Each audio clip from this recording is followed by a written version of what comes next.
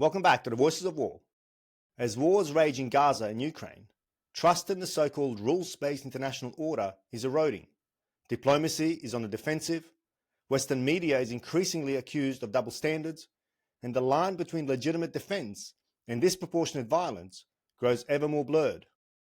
In this moment of global realignment, we urgently need to ask, what role should the United States play in shaping the future? Can restraint be a form of strength? And how do we hold both ourselves and our adversaries accountable without fueling endless war? Here to help us unpack these questions is Dr. Trita Parsi, Executive Vice President of the Quincy Institute for Responsible Statecraft, founder of the National Iranian-American Council, and one of the most influential and controversial voices in U.S. foreign policy circles. Trita has spent over 2 decades at the heart of U.S. Iran diplomacy, Middle East geopolitics, in the ongoing debate about whether Western power stabilizes or destabilizes the world. He's written several books on the subject, including the award-winning works Treacherous Alliance, The Secret Dealings of Israel, Iran, and the US, and A Single Roll of the Dice, Obama's Diplomacy with Iran.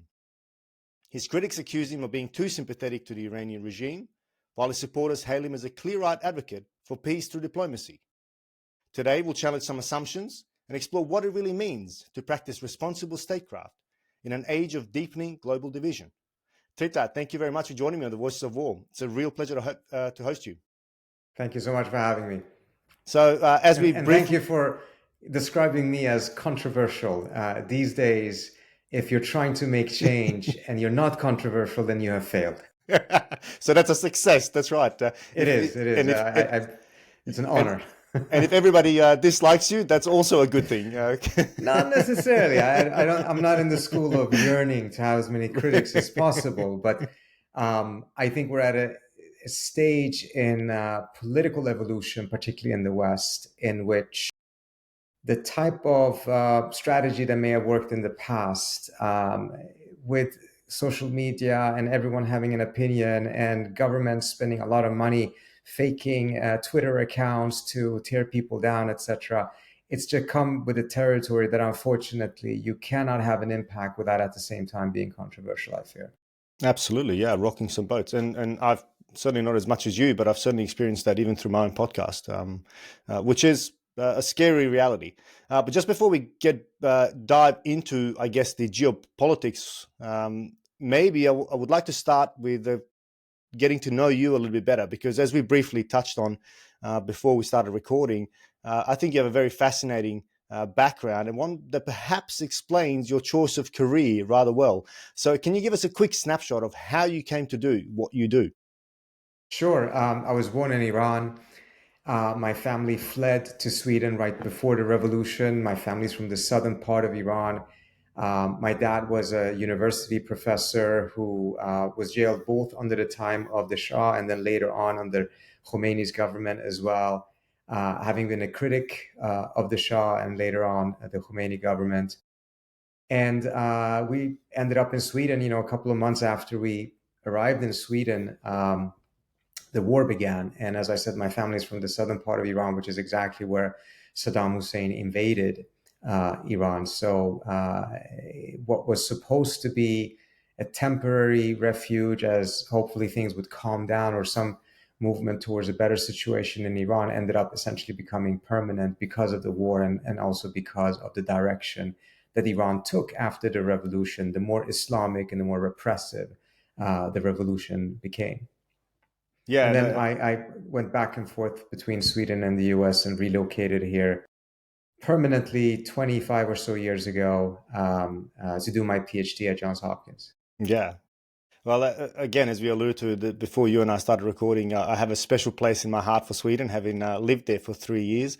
But also I can certainly connect to the displacement or the adjustment, sudden as it might have been for you, as it was for me, certainly coming from Bosnia, to a new environment and recognizing that one's own little bubble that one grew up in is but that, a bubble, and that there's a big world out there with very diverging, oftentimes, views of the world. And that, I guess, brings me to our topic, geopolitics and Iran's role in the global shift. So as you know, very true statement. The world is very unstable at the moment. How do you see the current geopolitical rebalancing shaping the Middle East? And what role do you believe the United States should play in the region?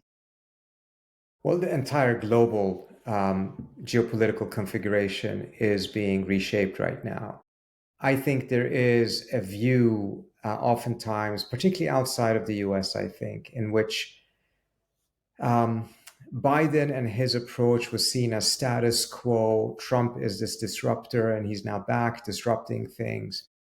And there's definitely elements of truth in that, but I think it also overlooks a larger picture that is more subtle and, frankly, very dangerous as well, which was that under Biden, as part of what I think is an overreaction to the anxiety of the United States losing its unipolar position, you saw that the Biden administration, after first having kind of flirted with restraint, and they pulled out of Afghanistan and said that this is the end of these forever regime change wars, etc.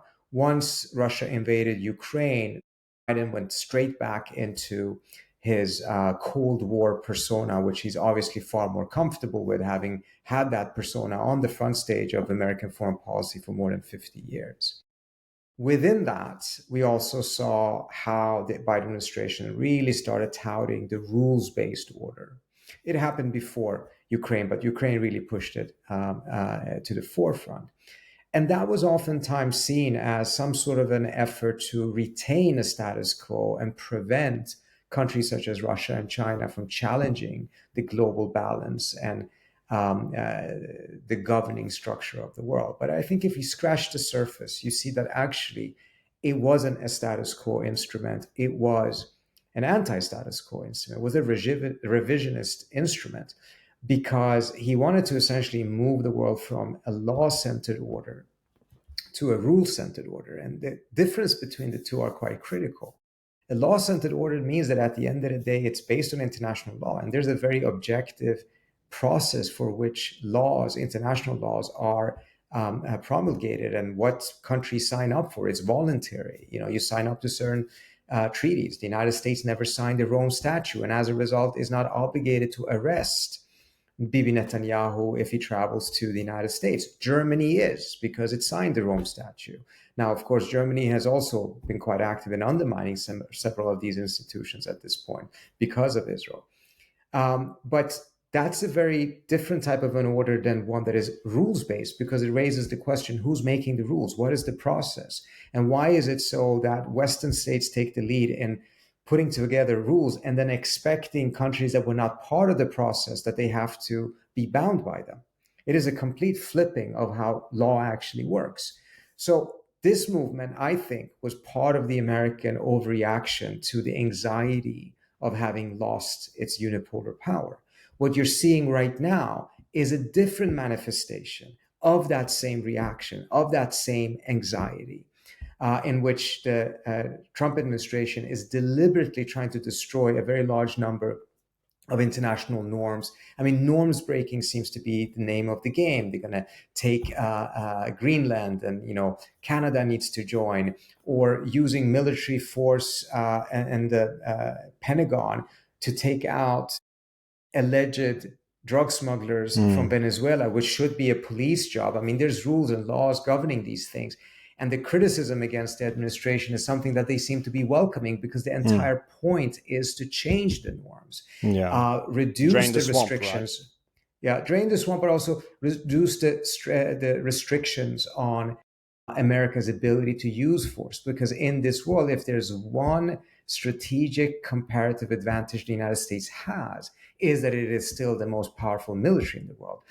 Increasingly on the economy, on many other things, they are challenged. But on the military front, there's no country that can really challenge the United States at the end of the day. So, and within that, you see this assault on multilateralism, withdrawal from multilateral institutions, and it is so much more blatant. So it's understandable that people think that, oh, this is where it started. But I think if you scratch the surface, you see, no, it actually started before. It was just much more subtle, much more sophisticated. It was under the guise of the status quo, but it was actually a revisionist policy back then as well. It's just now naked on the overdrive, explicit compared to was before.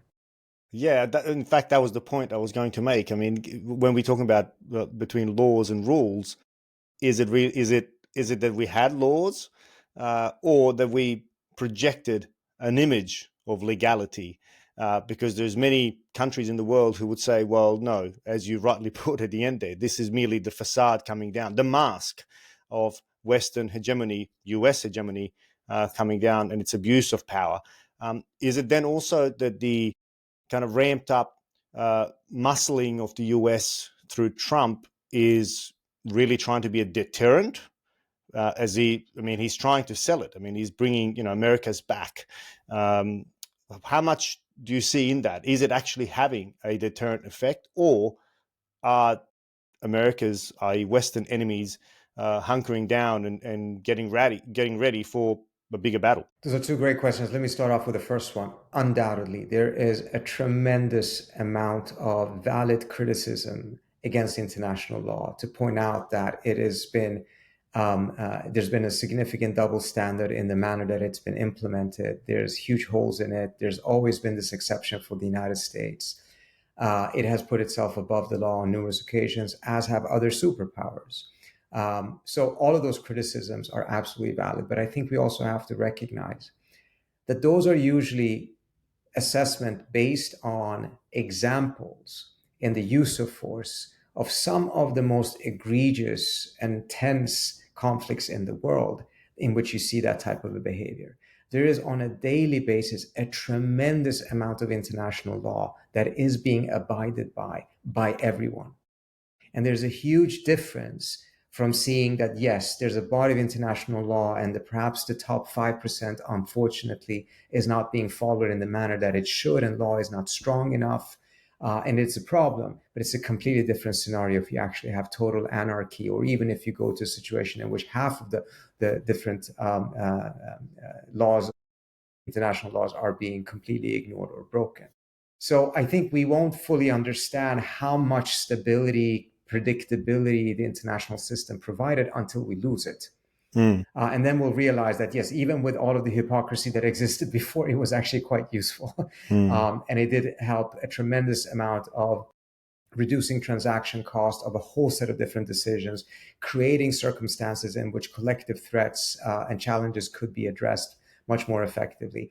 We are dangerously moving towards a situation in which either under Trump, you will have a significant weakening of these institutions, perhaps even their collapse, or under Biden, a movement in which the rules-based order would essentially become the Western bloc, plus Australia, Japan, a couple of other states.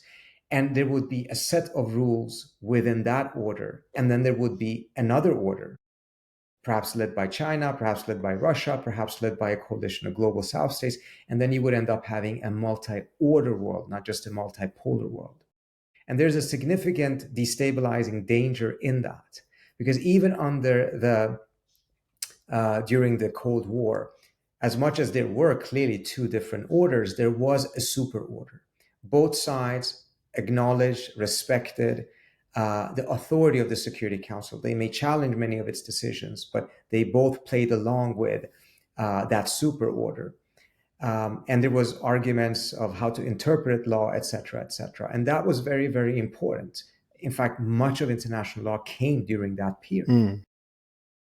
Now, in a multi-order world, without that type of a super order above it, you would have a conflict not on how to interpret law, but you would have competition between different sets of law. And that would be far more destabilizing than you have right now, or even under the worst era of the double standards.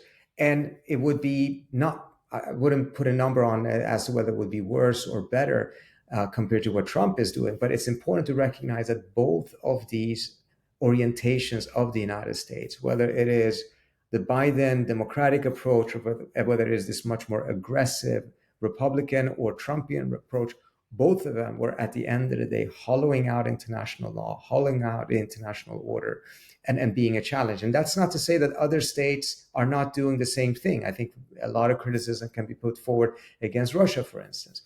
But it's important to understand this because there's otherwise this rather naive perception in the West that the US is the guarantor of this and as a result is a protector of it. Yes, the United States in many ways was a guarantor. It doesn't mean that it always was a protector of it.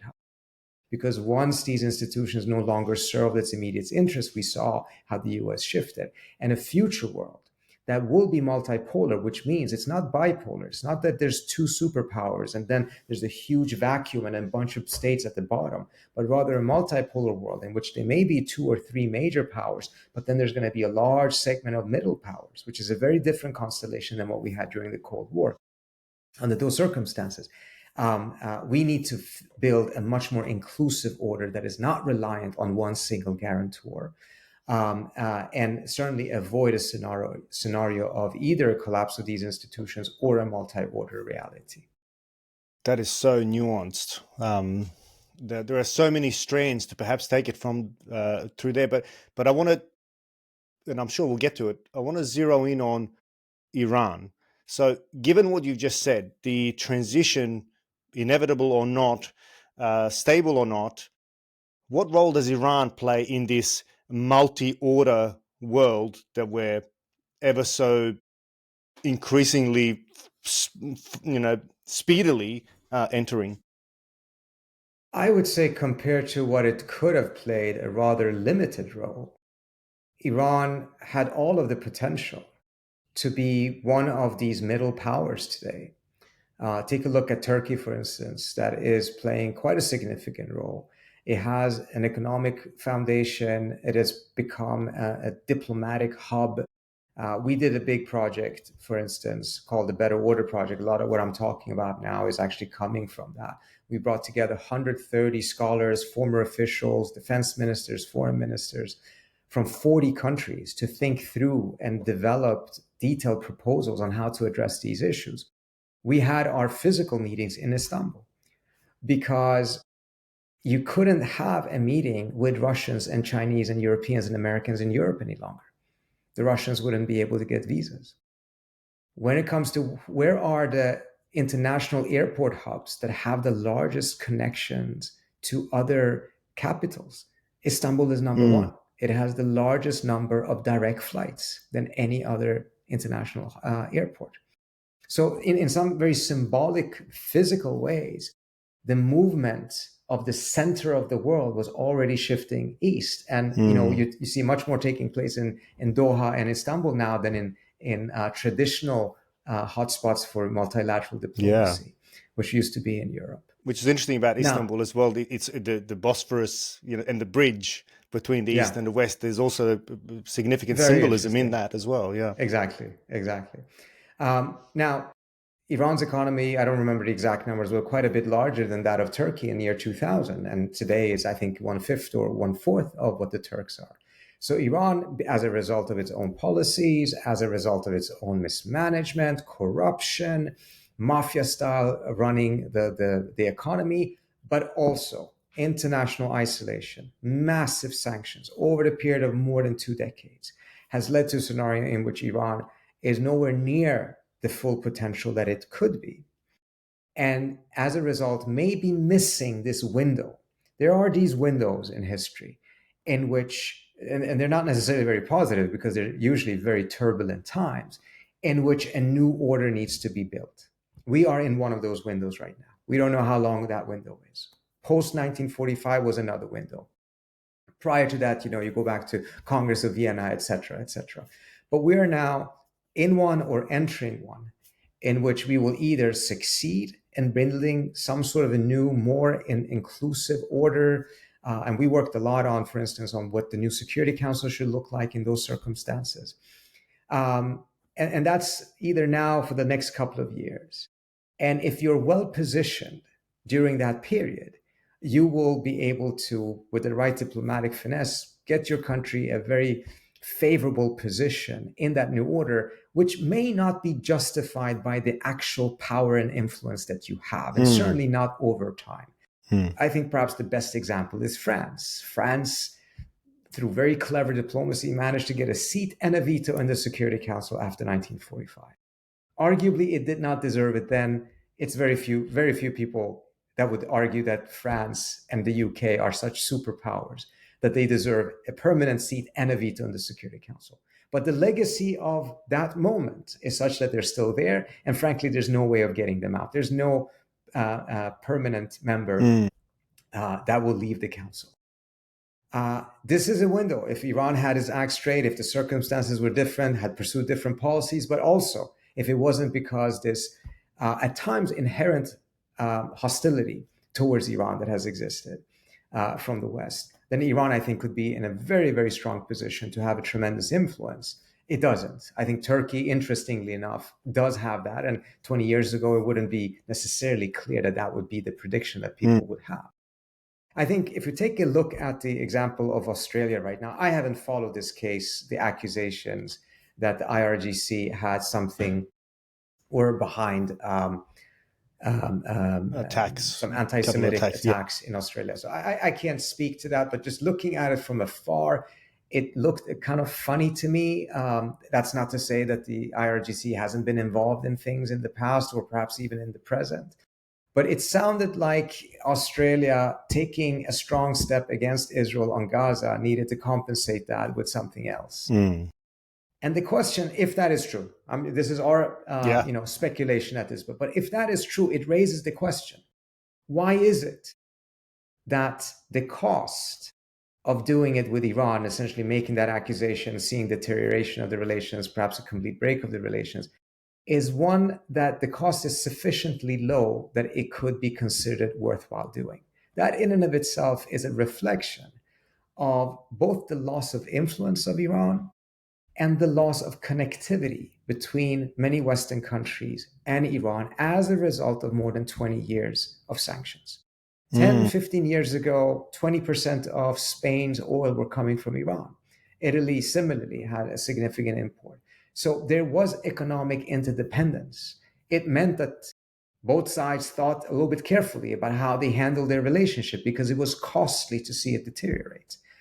After all of these different sanctions, particularly after Trump left the JCPOA and the Europeans did not live up to their obligations of the JCPOA, there's no trade whatsoever between. Iran is a marginal economic player, if even that, in Europe, and I would assume similarly so with Australia.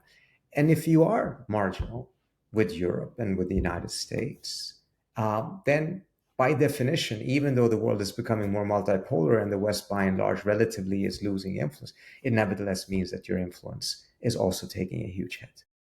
Yeah, and it feels to me like it's the solidifying of lines even more so. So you made the point about both France and the UK, and of course Germany is part of the E3 and the snapback of sanctions, which, and then to bring it to Australia, which also coincides with Australia's expelling of ambassadors, mutually expelling ambassadors, as I think you rightly point out, that is perhaps a small price to pay for waving the Palestinian flag at the UN General Assembly. I have no doubt, and especially, one has to be a little bit suspicious when the information that triggered Australia's response comes from Israeli intelligence. The cynic in me must look at this as a bit of a trading of cards. And if the cost is rather low of expelling the Iranian ambassador and, forgive the pun, nuking that relationship, then, so be it, as long as we stay on the right side of history, because, of course, this is a fundamentalist regime, et cetera, et cetera. So can you try and make a little bit of sense about that from your view? Is that how you perceive it? And, of course, how dangerous is that? Yeah. Yeah. Again, so I don't know the details of that case, so I'm not going to. So I was more talking about the kind of the narrative that's exactly. building. On the E3, I think we can speak more firmly about what happened here. And I think it's important to recognize that the European, first of all, this whole constellation of the E3 is something that was born in 2002, 2003 as a very valiant, in my view, effort by the Europeans to try to prevent the United States from invading Iran after having invaded Iraq. There was no such thing as the E3 before that. in fact, it was a very controversial thing because a lot of other European states were very unhappy about it. They were like, who elected these three countries to be top tier European states and then speak for all of the EU on a major foreign policy issue? And this was particularly irking countries such as Spain, Italy, Poland, who do not like to see themselves as second to France or to Germany or the UK. Especially Poland with its military. Yeah. Exactly. Yeah. So I think by now that hierarchy has more or less been nailed down and it is established. But back then it was very controversial because this is not something they wanted. But it was done out of good intentions because the invasion of Iraq was, disastrous. The Brits obviously were in favor of it, but even they realized that it would be quite disastrous if the US went into Iran immediately afterwards, which was clearly part of the plan. So they intervened. They managed to engage with the Iranians because they had a relationship. They had trade. And they convinced the Iranians to halt voluntarily enrichment of uranium. And by that, essentially take away a major pretext from the Bush administration side to start a war with Iran. Fast forward 20 or so years, the circumstances have changed dramatically. First of all, back then, the Europeans did not see Iran as a threat. They were concerned about Iran's nuclear program, but they knew it was highly exaggerated. The biggest threat was actually war with Iran, rather than that suddenly they would wake up one day and Iran would have a nuclear weapon. Remember, Benjamin Netanyahu has been saying that Iran is 2 years away from a nuclear weapon since 1995 or 1996.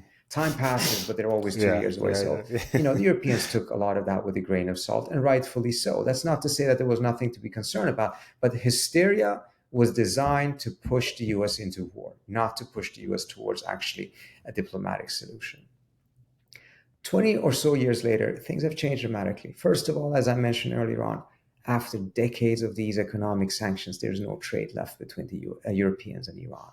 So it doesn't cost much to see the relationship deteriorate. And within that, you've seen that both sides have been more willing to do more aggressive things against each other. There's a lot of accusations that the IRGC or other elements of the Iranian government have been quite active in recruiting criminals in Europe to conduct assassinations, et cetera, which is, something that, at a minimum, the accusation was not heard for 15 or so years.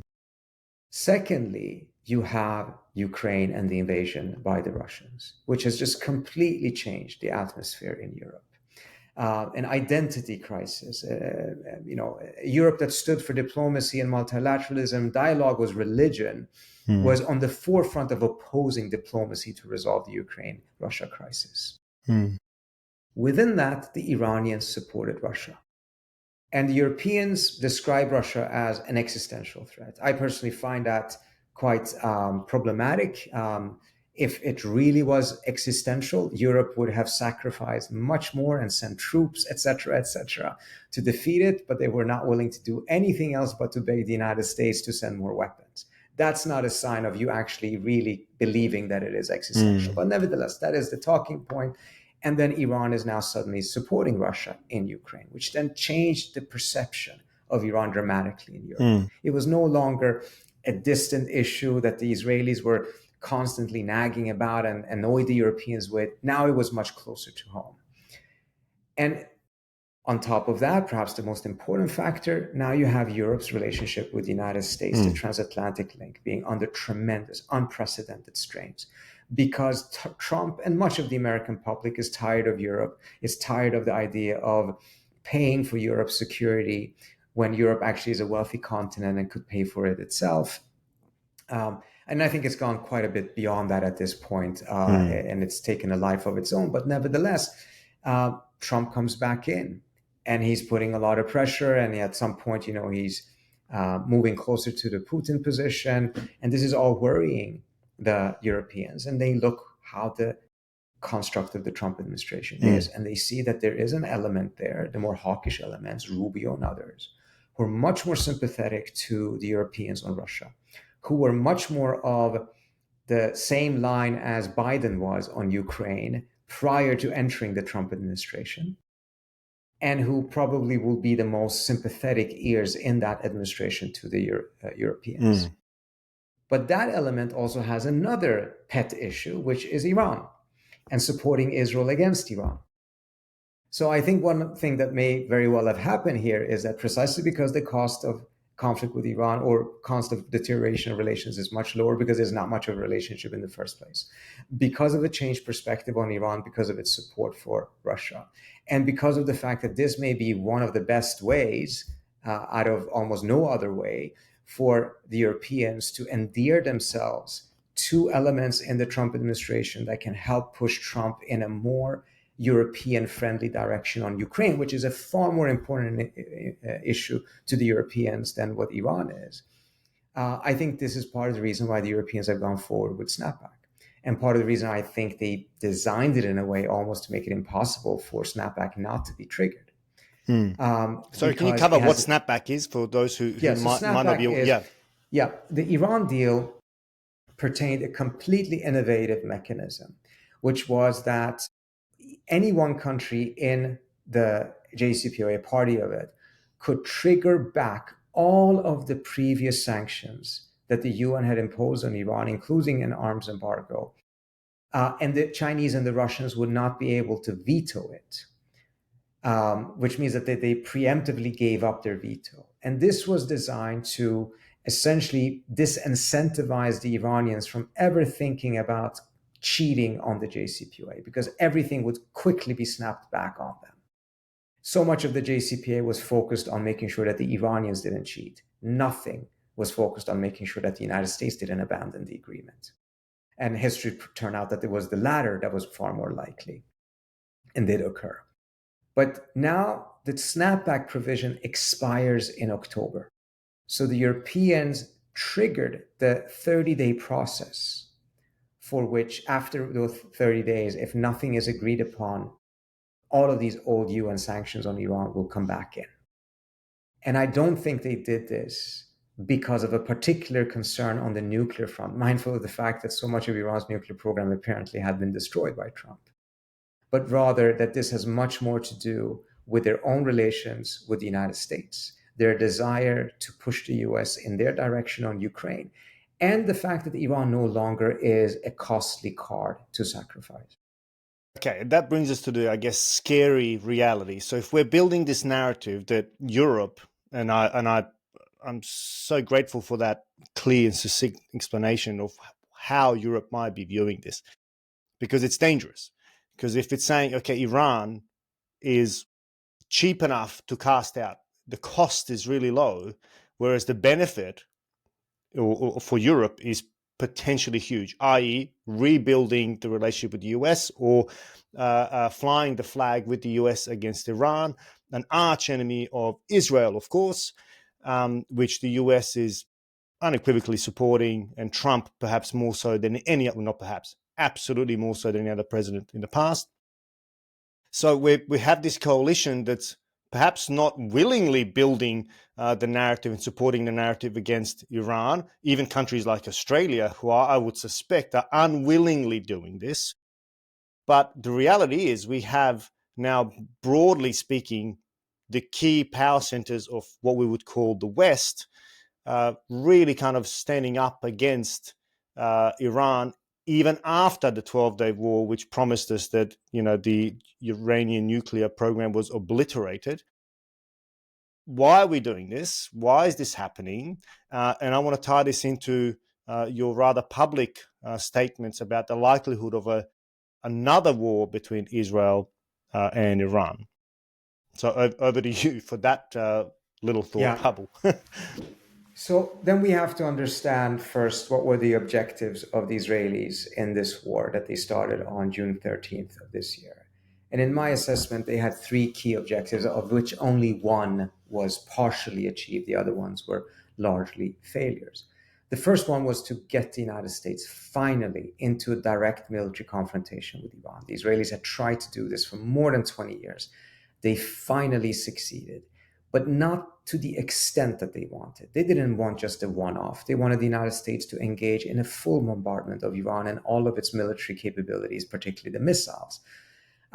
Instead, Trump just did a one-off against the nuclear sites, declared victory, said that it's been obliterated, and said essentially this issue is over with, and then pushed hard for a ceasefire and then credited himself for having created peace. This is not what the desire of the Israelis want. They wanted much, much more from that. The two other objectives, however, I think were by and large failures, even though initially there were signs of some success. The first one is that they wanted to take out the Iranian regime. They wanted to collapse the regime, not regime change in the sense that they're replacing the regime, but they wanted to have state and regime collapse. In the first 24 or so hours, they seemed to be quite successful because they assassinated a large number of Iranian top officials, including military officials, nuclear scientists, and their families, all civilians, incidentally. And not a peep of objection from the West or any reference to rules-based order in international law. In fact, as a small parenthesis, let me say something. After this attack, the Europeans, or the German chancellor, not only did they not condemn the attacks, mindful of the fact that attacks on nuclear facilities are illegal, and when the Russians did that in Ukraine, the Europeans were screaming on the top of their lungs. Here, they did not say a word about it. But beyond that, the German chancellor said that Israel is doing Europe's dirty work for it. It's not just a tacit approval, it is an explicit approval. By the E3, who were created to maintain peace and avoid war, they were directly endorsing this attack. And I think it's very important to keep in mind, because I think the media is lazy and is automatically assuming that what the EU is doing now with the snapback, etc., is in order to resolve the conflict. Whereas they are on record, their chancellor saying that war is actually doing the dirty work for Europe. That doesn't seem to have registered in a shocking way. Yeah. But nevertheless, the Israelis, despite these initial successes, did not succeed in disrupting Iran's command and control for more than 12 or so hours, because already after 18 hours, all of those military officials had been replaced and the Iranians started shooting back. And it turned out that many of their missiles were actually quite effective in penetrating many layers of Israel's air defense systems. So on that front, regime collapse not happen. In fact, we're seeing a massive resurgence of nationalism in Iran, which doesn't necessarily strengthen the regime, and they're not really rallying around the regime. The regime is still very unpopular. But there's someone even more unpopular right now, and that is Bibi Netanyahu, who is killing Iranians with these indiscriminate attacks. I mean, we're talking about 1,060 or so deaths, the vast majority of them civilians, similar to what you have seen in Lebanon. And not as bad, of course, as you're seeing in Gaza, which is in a completely different dimension, but nevertheless, a very high number of civilians. The third objective is the longer term and much more important objective. And that is to reduce Iran into the next Syria or Lebanon, a country that the Israelis can bomb at will, with impunity, and very importantly, without U.S. involvement. The Israelis do not need American protection to bomb Lebanon or to bomb Syria, because there's nothing Lebanon or Syria can do. Israel's air defense systems are perfectly equipped to deal with whatever those attacks are. It's a completely different story when you're dealing with ballistic missiles from Iran, of which a very large number of them went through. The Iranians have a huge stockpile of that, far more than the Israelis have missile interceptors. And it takes the Iranians less time to build missiles than it takes the Israelis or the Americans to build interceptors. So it's a completely different picture. I don't think the Israelis thought that in one swoop, in one war, they would be able to do this. It would take some time. In fact, they have a strategy, or a name for this strategy, called mowing the lawn, mowing the grass. You attack a country, you take out its capabilities, and every 6 months or 12 months, you bomb it again just to make sure that they haven't rebuilt that capacity. I think the Israelis expected that this would go in several waves, but I do think that they thought that they probably would have achieved much more in the first wave than they did. But having started this, they cannot afford, from their standpoint, to stop at this point. Because if they stop and give Iran too much time, Iran will rebuild its air defense systems, perhaps buy new ones, better ones from China. It will potentially root out the Mossad presence in Iran, or at least root out parts of it, prepare itself, build more missiles at a time when the Israelis cannot build interceptors fast enough. So time is, in that sense, not on Israel's side. Having started it, it needs to attack again, degrade Iran further, even though Israel will take a lot of hits, and do so until it has managed to turn Iran into the next Syria. As a result of this, I'm convinced that the Israelis are thinking about another attack, preparing another attack. It may actually happen this month. I would say that a likely outer time limit for it would be sometime in December. Because at that point, Iran will have been given too much time potentially, but also the United States enters its midterm election season, which does not mean that the Israelis can't do it, but it does mean that it's getting a little bit more complicated. Because within MAGA, I'm not talking about the GOP, within MAGA, this war was not popular. The only reason why Trump got away with it by and large is because no Americans died and it was over with very quickly. The American element of it was just a couple of hours. The 12 days was for Israel, but the American offensive element was just a couple of hours with that one bombing campaign.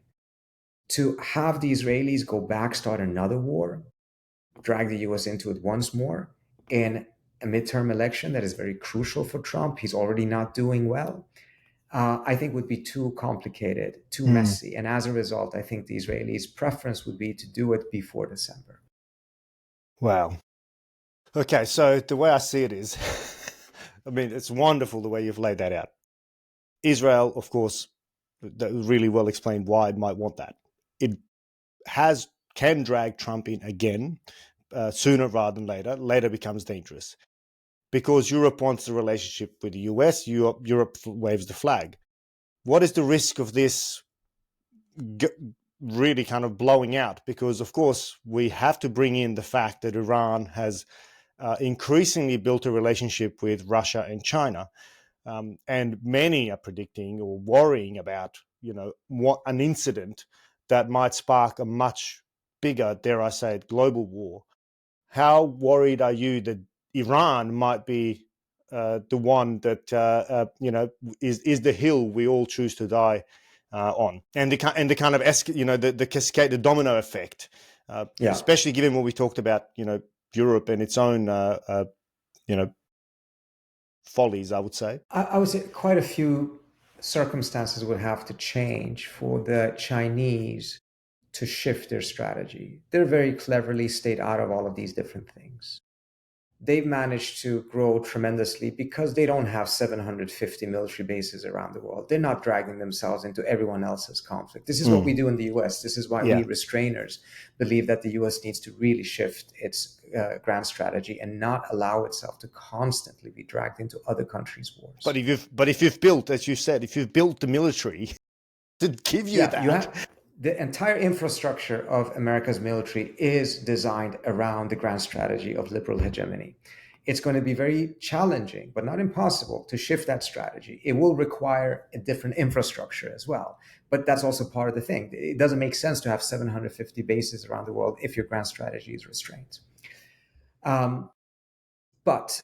So I don't think the Chinese are likely to get involved in any way, shape, or form. Would they perhaps provide some intelligence? Is it possible for them to sell airplanes, air defense systems? I'm sure they would be happy to sell those to Iran, but it's going to take the Iranians years to make those operable. And again, it goes back to once the Israelis have started mowing the grass, you can't allow the grass to grow too far, too much. On the Russian side, I think the Iranians are a little bit more disappointed. They expected more from the Russians. And I think the key issue at this point is actually political rather than military, because I don't think the Iranians have any expectations left that the Russians are going to help them militarily. Russia has its own war, first and foremost. But also, I think it would be naive of the Iranians to expect that Russia is going to sacrifice its relations or an opportunity to improve its relations with the US for the sake of Iran. I don't think that's the way Russia works. It would be naive for the Iranians to assume otherwise. However, snapback may not end up becoming as clean as the Europeans and the US want. You may end up having a scenario in which the Russians and the Chinese, which they have said so far, fundamentally question the legality and the legitimacy of it. And as a result, it will probably still pass. The question will be, will it be the same type of UN sanctions on Iran as they were before if 2 of the 5 permanent members fundamentally question it and say that it is illegitimate? An end result of this may very well be a further weakening of the Security Council, a further weakening of international law, as we discussed earlier on. and a scenario in which many countries may actually go along with the Russians and the Chinese and not abide by it because they would say this whole snapback was illegitimate. It was not designed for this type of a scenario. It was designed for if the Iranians are cheating, not if they are being bombed. So I think that's where I think the Iranian focus is right now, to get the political support from the Russians and the Chinese. But here's where I think I am very worried about, and it goes to your question as to whether this would end up becoming a much larger war. Precisely because the Iranians well understand that the Israeli objective is to turn them into Syria. It means that the previous strategy of the Iranians, which was to play the long game, the strategic patience approach, which was that they took a lot of hits from the Israelis, but they played the long game because time was on their side. There is no long game unless there is a short game. So, saving your bullets is not going to work if the other side is trying to just completely degrade your capability. And I suspect that as a result, the Iranians are going to hit back at Israel very hard, very fast in the next round, in the next war, precisely to make it as costly as possible for Israel to pursue a mowing the grass strategy and dispel them of the notion that Iran can be turned into the next Syria. This, because in the previous war, the Iranians were playing the long game. They thought this is going to be a long campaign. And I think the Israelis thought so too. But then Trump stepped in. The Israelis were taking a lot of hits. The US could not provide as many interceptors. The Israelis were running out of interceptors. The Iranian missiles were way more effective than had been expected. And as a result, it stopped. That's not to say that Iran would have won the war if the war had continued necessarily. But nevertheless, it stopped. This time around, I don't think they will play the long game. They will go at it very hard, very fast. This could potentially mean mass casualty events in Israel. That will dramatically increase the pressure on the United States. Even if Trump wants to stay out of it, it will put a tremendous amount of pressure on Trump to get in the war offensively, not just defensively. And that can then create the nightmare scenario that by and large has been avoided this far, which is a full-scale war between Iran and the United States. And then the entire region will become the arena of that war. I mean, when you do the strategic calculus, I mean, and we talked about it right at the start as well, about the kind of spheres of influence and the not multi necessarily polar, multi-rule world. I'm sure in the halls of power across the West, Israel is seen as the outpost. Well, that's what Netanyahu sells it at, as we are the West in the Middle East. So that actually worries me, because that if the lines are drawn and it's now the West against the rest, or it's about the Western survival as the norms and rules setter, then I wouldn't be surprised if. But it would also be the worst example of it, because you're talking about a country whose leaders, two of them are fugitives from the ICC, wanted for war crimes, and a case of genocide against it at the International Court of Justice. Already a vast majority of genocide experts coming out saying this is genocide. Already polls around the world, including in the U.S., shows that a majority are now viewing Israel as committing genocide, including in the U.S. Yeah, lowest support ever, I believe. Yeah, a couple of years ago, the idea of is Israel an apartheid state or not was a controversial question. Now it essentially is settled in public opinion. It is an apartheid state. And you have, the most important human rights organizations coming out and saying that that is the case. So if Israel is the example of a rules-based order, I mean, you're kind of doing the work of the Chinese and Russians for them, because they could not have wished for a more a problematic, weak, and frankly absurd example of a rule setter or a rules abider that everyone else has to die for that hill. I think this has really tied the West in a knot, in which increasingly, shockingly to me, as someone who grew up in Europe, to see the degree to which Europe is willing to sacrifice international norms, national law, international institutions, an entire paradigm of security for the sake of protecting Israel as it is committing genocide. This is shocking to me. I don't remember how old you were, but when the Rome Statute was signed in 1998, I remember it because it was seen in Europe as one of the biggest victories. It was a civilizational leap towards a world in which laws would matter more than power. And they were putting so much pressure on the South African government that it could not allow Putin to travel to South Africa for the BRICS meeting because he was wanted by the ICC. And the South Africans abided by it. The Brazilians abided by it. But then when it became Europe's turn of how are you going to now deal with Benjamin Netanyahu, since he has the very same warrant against him.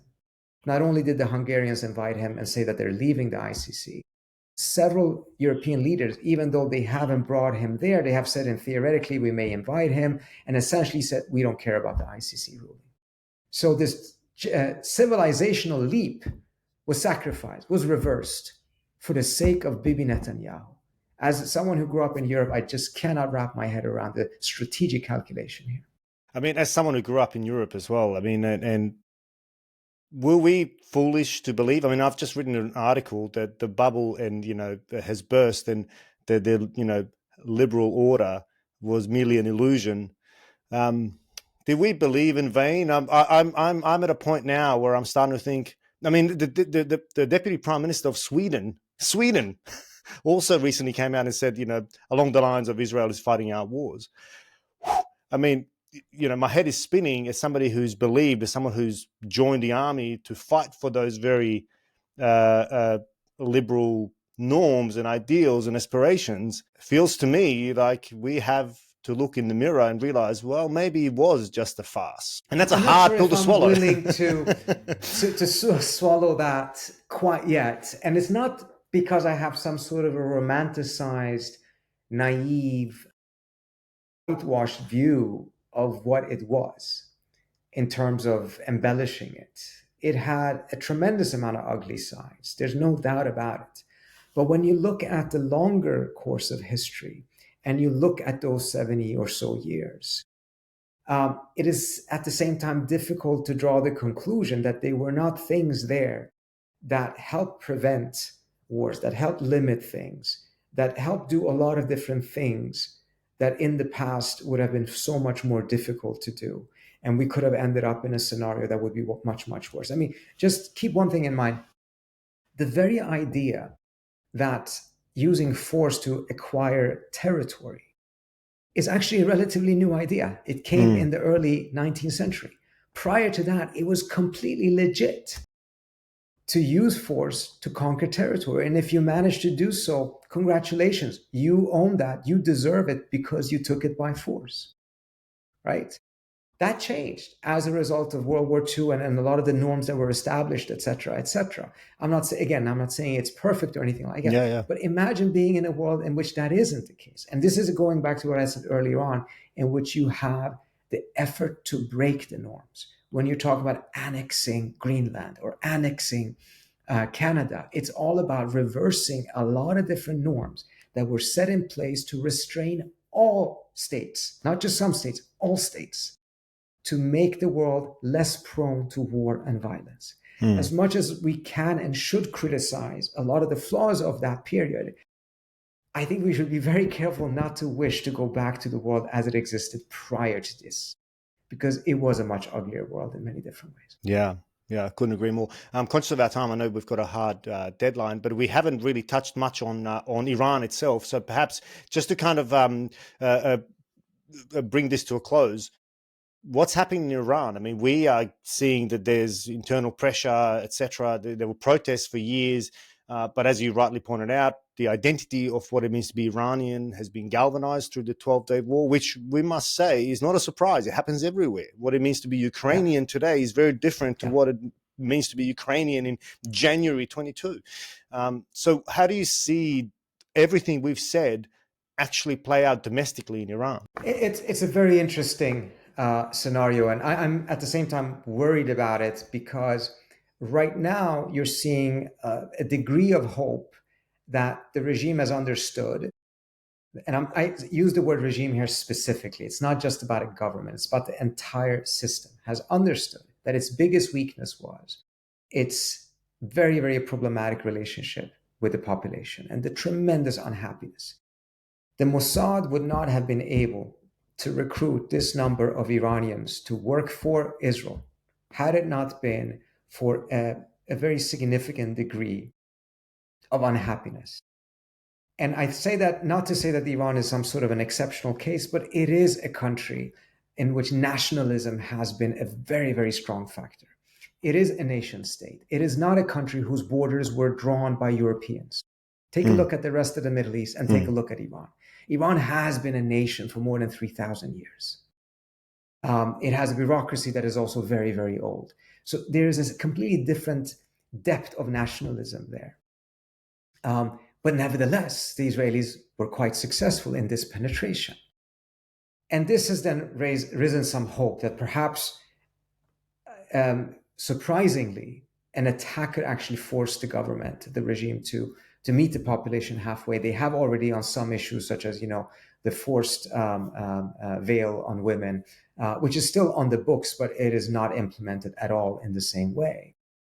But that this would now lead to actually much more deeper changes that would be written into law rather than just, okay, temporarily the policy is shifted this or that way. If it goes in that direction, I would personally be extremely happy because I think this is ultimately much, much better for the population, of course.